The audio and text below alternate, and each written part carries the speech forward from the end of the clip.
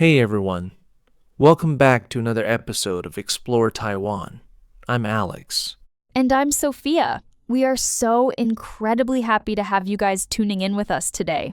Whether you're commuting to work, doing the dishes, or just relaxing at home, we've got an amazing show lined up for you. Oh, absolutely. Today, we are taking our listeners all the way down south. We are headed to the vibrant, energetic, and beautifully warm port city of Taiwan. Yes, we are talking about Kaohsiung.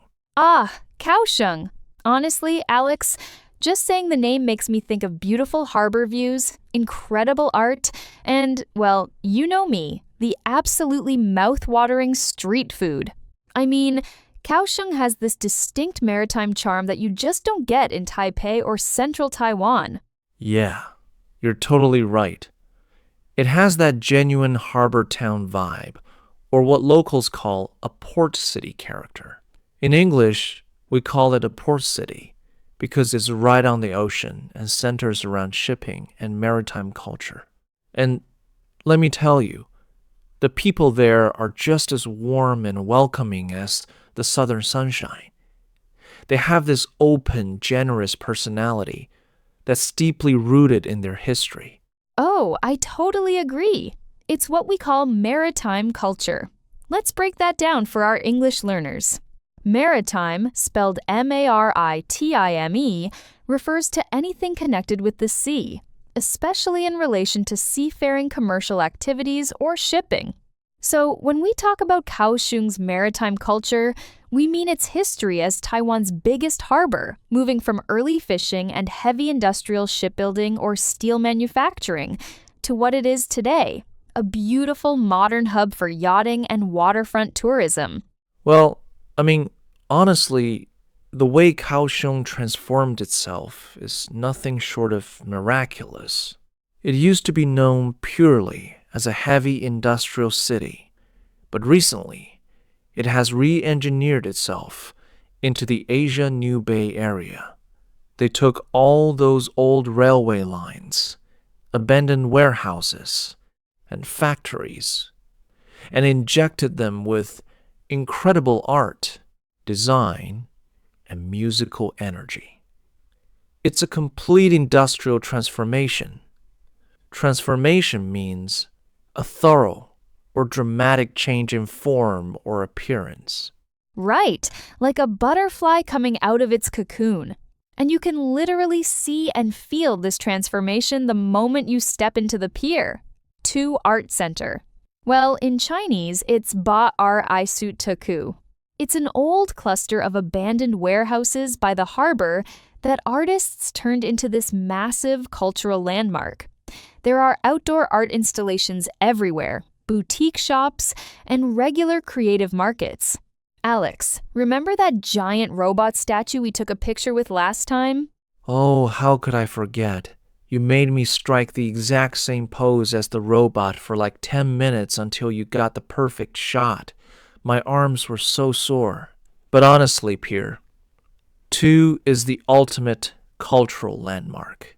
A landmark is a feature of a town or landscape that is easily recognized from a distance, or something that has great importance. And speaking of stunning waterfront landmarks, right next to it is the Kaohsiung Music Center, or KMC. Oh, wow! The KMC architecture is mind-blowing. It looks like a futuristic honeycomb right by Love River Bay. The way it glows at night and reflects on the water. Seriously, it's the most popular spot for photography and major concerts right now. It really is beautifully jaw-dropping. And since you mentioned Love River Bay, we have to talk about the Love River itself, Aiher. Now, Sophia, let me ask you a question. If you were taking someone on a romantic date there, would you prefer a daytime stroll or a nighttime boat ride? Oh, definitely a nighttime boat ride. No offense to daytime walks, but at night, you can ride those solar-powered love boats or even a Venetian-style gondola. The city lights twinkle on the water, and it just feels so magical. Solar-powered means driven by energy captured from the sun, which is great because it's eco-friendly. Well, you say that, but knowing you'd probably just be thinking about what you're going to eat after the boat ride. Hey, that is highly accurate, but unfair to say out loud to our listeners. Food is an essential part of cultural exploration, okay? But before we get to the snacks, let's talk about some classic historic landmarks, because Kaohsiung isn't just modern architecture. There's so much deep history there. Take the Sijin Peninsula, for example. Oh, Sijin is wonderful. To get there, you take a short ferry ride from the Gushan Ferry Pier. Ferry is Ferry, a boat or ship for conveying passengers and goods, especially over a relatively short distance. Once you land on the peninsula, you can rent a bicycle and explore the historic Sijin Lighthouse, visit the colorful Rainbow Church, and of course, eat fresh, live seafood right on the old street. Yes, and not too far from the ferry pier on the mainland side is Sizihuan, which is legendary for its sunset views. Like, honestly, watching the sun dip below the ocean horizon from the hill at the former British Consular Residence at Takao is an unforgettable experience. Wait, let's explain that name to our listeners. Consular Residence. A consul is an official appointed by a government to live in a foreign city and protect its citizens and interests there. So the British Consular Residence, built way back in 1879, sits right on a hill overlooking the entire Kaohsiung harbor and Sijin. It's the perfect blend of British colonial architecture and Taiwanese coastal scenery. It really is. Now, if you want something with a very traditional, spiritual vibe, you have to head north to Lotus Pond, Lanchertan. The most iconic structure there is definitely the Dragon and Tiger pagodas. Alex, do you know the rule for walking through those pagodas? Oh, absolutely. This is super important for anyone visiting. You must enter through the dragon's mouth and exit through the tiger's mouth. In traditional Taiwanese culture, doing this symbolizes turning bad luck into good fortune. It basically means bringing good luck and averting misfortune. If you do it backwards, entering the tiger's mouth, well, let's just say it's believed to bring bad luck, like you're walking straight into danger. Exactly. So remember, guys, enter dragon, exit tiger. And around the pond, there are other spectacular spots like the spring and autumn pavilions and the massive statue of the Northern Polar Emperor. It's a goldmine for traditional religious and temple art. Speaking of grand, spectacular architecture, we can't skip the National Kaohsiung Center for the Arts, also known as Weiyuying. It was designed by a famous Dutch architect and holds the title of the world's largest single-roof theater complex. The design is so sleek and fluid, it literally looks like a gigantic spaceship landed in the middle of a park. It's incredible. Fluid here means smooth and continuous, like moving water. And right next to this futuristic spaceship is the Weiwu Mimi Village, Weiwu Mimi Tsuen, which is a street art village covered in massive, vibrant murals painted by artists from all over the world. It turns the whole neighborhood into a giant public art gallery. It's so cool how Kaohsiung balances deep religious traditions with ultra-modern art.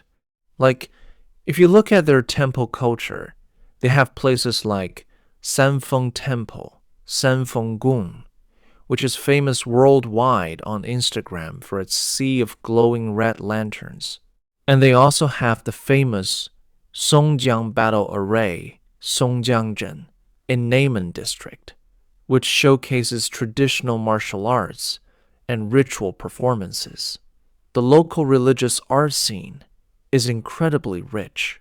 All right, Alex. I've been very patient. We've talked about harbors, spaceships, dragons, and temples. Can we please talk about the food now? My stomach is literally growling. Haha, all right. Let's dive into Kaohsiung's signature local snacks. Now, for our listeners who are new to southern Taiwanese food, there is one major characteristic you need to know. The flavor profile tends to be slightly sweet.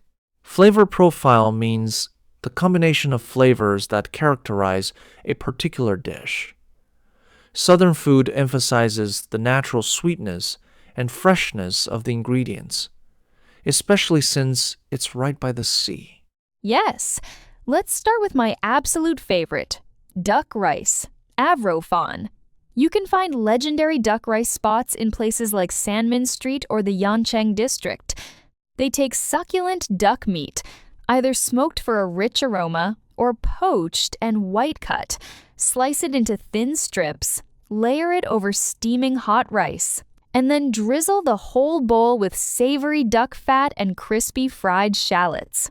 The meat is so tender and flavorful, never dry. Succulent, spelled S-U-C-C-U-L-E-N-T, means juicy and tender. Oh man, now you're making me hungry. Pair that with a bowl of seafood porridge, hasenjo, or pan-fried milkfish belly, 前煎虱目鱼肚, and you have the quintessential Kaohsiung breakfast. Quintessential means representing the most perfect or typical example of a quality or class. Because it's a port city, the seafood porridge isn't like thick Cantonese congee. It's more like a savory seafood soup with intact rice grains packed with fresh shrimp, oysters, clams, and squid. It tastes entirely like the ocean. Wow. Just wow. And after eating something savory, you need something sweet, right? You have to try a classic southern Taiwanese dessert called bai tang guo. It's made of glutinous rice dough that is deep fried until the outside is incredibly crispy, while the inside remains soft, chewy, and pillowy. Then it's instantly rolled in peanut powder or sesame sugar. It's a texture wonderland, crispy on the outside, chewy on the inside. Definitely. And to wash it down, you grab a cup of fresh papaya milk, muguan yunai. Kaohsiung has fruit juice shops that have been running for over 50 years. They blend fresh, ripe papayas with local milk in a perfect golden ratio, making it incredibly thick, smooth, and rich. Oh, and don't forget grilled Odin sheets, or what locals call baked hilan, Kaohsiung pear. These aren't your typical thin fish cakes. In Kaohsiung, they use a high percentage of fish paste, shape them into thick rounds, and slow roast them over charcoal. The outside gets perfectly charred and crispy, while the inside keeps a great chewy bounce. A dash of pepper salt on top, and it's absolute perfection. Oh yeah! And if you want a heavy, satisfying breakfast before a long day of exploring, you need the dagang rice ball, dagang fantun. The unique thing about this traditional Kaohsiung rice ball is that they stuff a whole salted egg yolk inside, along with braised pork, pork floss, and pickled mustard greens. It's compact, dense, and full of contrasting textures and savory flavors. Well, honestly, the best place to find all these amazing foods alongside an energetic nightlife is at one of Kaohsiung's famous night markets. Now, Kaohsiung has a mix of tourist night markets that open every single day and traditional exhibition night markets, or what we call mobile night markets that only set up on specific days of the week. Right. And the absolute king of local night markets is Ruifeng Night Market, Ruifeng Yeshi. It's located in the Zuoying district, right near the Kaohsiung Arena. It operates on Tuesdays, Thursdays, Fridays, Saturdays, and Sundays. This place is huge and incredibly crowded because it's the ultimate food battleground for local youth. It's famous for innovative street food like giant deep-fried squid, angel-fried chicken, Mongolian barbecue, and sweet potato balls or QQ eggs. Plus, they have tons of clothing stalls and classic carnival games like shooting balloons or tossing beanbags. It's so lively, but definitely prepare yourself for big crowds. Now, if you prefer something historic and highly accessible, there's Liuhe Night Market, Loher Yesher. It opens every single day and is located right outside the Formosa Boulevard MRT station. At night, the entire road is closed to vehicles, becoming a spacious pedestrian walkway. Liuhe is internationally famous and renowned for its premium seafood dishes like mullet roe, seafood porridge, and salt-steamed shrimp. It's also home to the legendary Zheng's papaya milk. Yeah, Liuhe is great for a relaxed stroll. But if you want a hidden gem that's smaller and completely focused on authentic local food, you should visit Jilin Night Market, Jilin Yesher. It's located near the back of the Kaohsiung railway station. Because it's right next to a school district and residential area, it's the absolute go-to spot for local students and workers looking for affordable, delicious dinners or late-night snacks. The prices are super friendly, and the flavors are incredibly authentic. I love Jilin Market. But you know, if you want the ultimate, time-tested, old-school flavors, my top recommendation has to be the Sanmin Street Night Market, which runs through the historic Sanmin Market. By day, it's a bustling traditional wet market, but from the afternoon until late at night, it transforms into an absolute foodie paradise. Oh yes! Sanmin Street is home to so many legendary shops that have been open for over 60 years, over a lifetime. You have places like Liao's Grilled Heelun, Lao Zhou's hot and cold desserts serving comforting chewy mochi, and Zhou's Angelica Duck Soup. If any of our listeners want an authentic experience without the touristy wrapping, this is exactly where you should go hunting for food. Wow. Honestly, Alex, just talking about all these places makes me want to book a high-speed train ticket down to Kaohsiung right this second. It's a city that truly has it all: stunning harbor views, world-class modern architecture, rich spiritual culture, and an endless supply of unforgettable food.